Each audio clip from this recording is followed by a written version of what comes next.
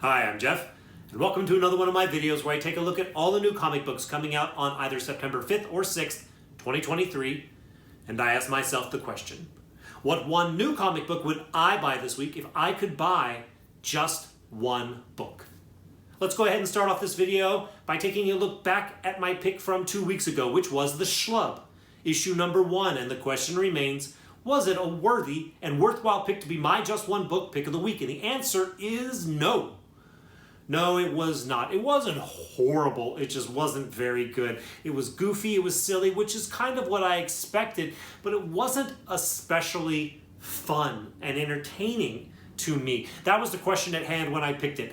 It sounded like it could be stupid fun, or it might just be stupid. Well, for me, it kind of sort of fell into the just stupid category, so I wasn't very enthusiastic about it, and therefore I cannot say that it was a worthy and worthwhile just one book pick of the week. If you read The Schlub, I'd love to know what you thought about it down in the comments. Maybe you liked it better than me. I'd like to know if you did. I kind of had a backup pick 2 weeks ago as well in the form of The Immortal Thor. I didn't read it. It was too expensive for me to just randomly pick up and try it. I think it was a $7 book or a $6 book. Regardless, I didn't read it. I don't know anybody who read it. Nobody's talking about it. I haven't heard anybody expressing any kind of interest in it, so I can't say that I should have picked that book. I think just ultimately 2 weeks ago, it was a weak week. All right, let's go ahead now and move forward and take a look at the books that are coming out this upcoming week. As always, I have a handful of honorable mentions, and then I have my just one book pick for the week. My first honorable mention is Motley Crue, The Dirt, Declassified hardcover. I don't know who the publisher is, but let me tell you something. It says here in the description that the exploits of Motley Crue working as special undercover government operatives are revealed in this graphic novel. Yes, you heard that correctly. The exploits of Motley Crue working as special undercover government operatives are revealed in this graphic novel. As a Motley Crue fan, I absolutely want to read this. This could have been my just one book pick for the week because I'm enthusiastic about the idea of this. Here's my problem with this book. It's got a $39.99 cover price. Now, I assume that means that it's fat, thick, fancy, and awesome. But for $40, I'm pretty sure I'm going to take a pass. But if any of you out there decide to pull the trigger and buy this book, please tell me all about it in the comments. The next book I want to let you know about is another new book. It is called Blue Beetle, issue number 1 from DC. So, did you see the Blue Beetle movie and you're so excited and enthusiastic about the character that you can't wait to tear into this new ongoing Blue Beetle series from DC? Oh no? No, you weren't especially enthusiastic about the movie? Oh, you didn't see the movie. Oh, okay, well, apparently you're in the majority. I recently, a few months ago, joined the AMC A-list stubs thing, so I've been seeing a lot of movies recently, and Blue Beetle was one of them, and it was just meh at best. Apparently it was so meh that people aren't even seeing it. So I don't think people are going to be very interested in this ongoing series featuring Blue Beetle because people weren't very interested in the movie. But if for some reason you are in the minority of people who are currently passionate about Blue Beetle, here's an ongoing comic book just for you. The next book I want to tell you about is another new book. It is Birds of Prey, issue number 1 from DC. This is the return of Birds of Prey. It's got the group of Dinah Lance, who I believe is Black Canary. We also have Cassandra Cain, Big Barda, Zealot, and Harley Quinn. And they are going to fight crime. If you're a fan of Birds of Prey and these characters, you might be interested in this book this week. If you're not a fan of Birds of Prey and or these characters, you're not going to care. The next book I want to let you know about is not quite a new book. It is a Batman Day 2023 book. It's Batman number 608 Foil Variant Special Edition. It's this guy right here. This cover art that you see right here is fantastic and iconic. This cover art was used on the second printing of Batman issue number 608, which was the first appearance of Hush, I believe. Very collectible for this art alone. And now they are putting out a facsimile of Batman 608 featuring this cover art in a foil version. That's pretty cool because this art is fantastic. Very interesting to me. What's not interesting to me is that $9.99 cover price. That is way too much money for a reprint. I don't care if it's a foil with fantastic art. $10 for a reprint is too much, but it is great art. So if you've got $10 to burn and you really, really love this art, I wouldn't blame you for going ahead and picking it up, but it's a little bit too spicy for me. Speaking of Batman, this week we have Batman issue number 137 coming out from DC.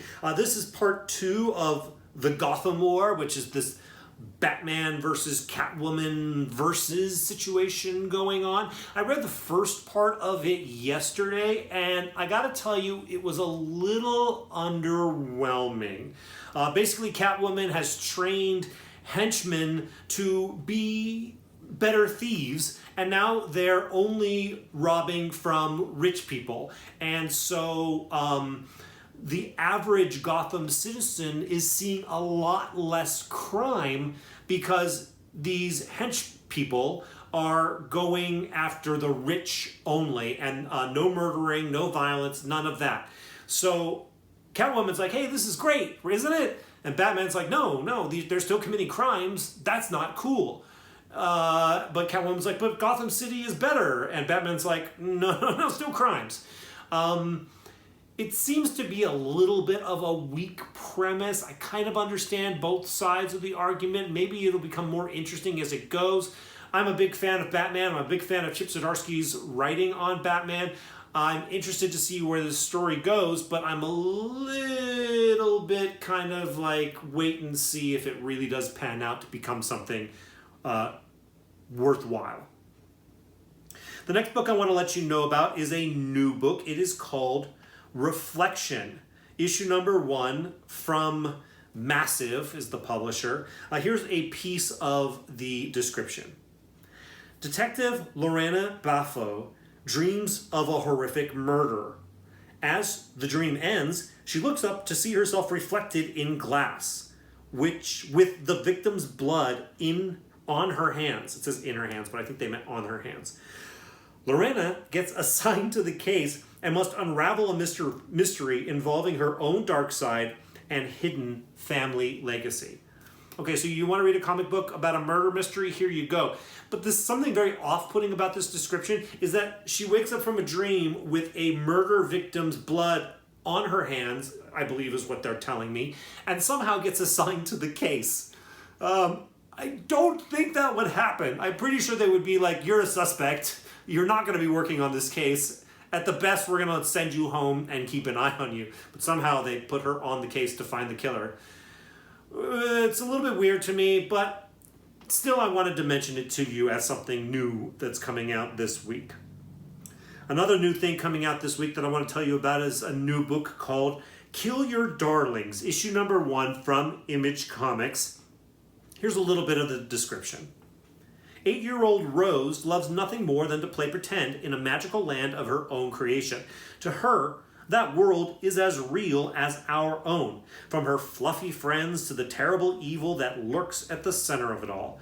In one night, the line between fantasy and reality will disappear, an ancient hunger will feed again, and Rose will be pulled into a gruesome saga that began centuries before her birth. Okay, that's kind of interesting to me. An 8-year-old's going to be pulled into what seems to be a pretty gnarly situation. That could be a pretty good story. This one is low-grade interesting to me. Now, it's from writers Ethan S. Parker and Griffin Sheridan. Those names are familiar to me because they work very closely with Ryan Stegman on the Stegman and Friends podcast. They're kind of like, I always felt like they were like Stegman and Donny Cates's lackeys a little bit, but they have been given the opportunity to write a comic book, and it sounds like an interesting premise. So if you are interested in it, maybe it's worth checking out this week. The next book I want to tell you about is another new book. It is called Bad Omens, Concrete Jungle, issue number 1 of a 4-issue limited series from publisher Massive. Did a little research on this. It turns out that Bad Omens, I'm old, so maybe all you youngs out there already knew this, but as an old, I had no idea what this was about, and I learned that Bad Omens is a band.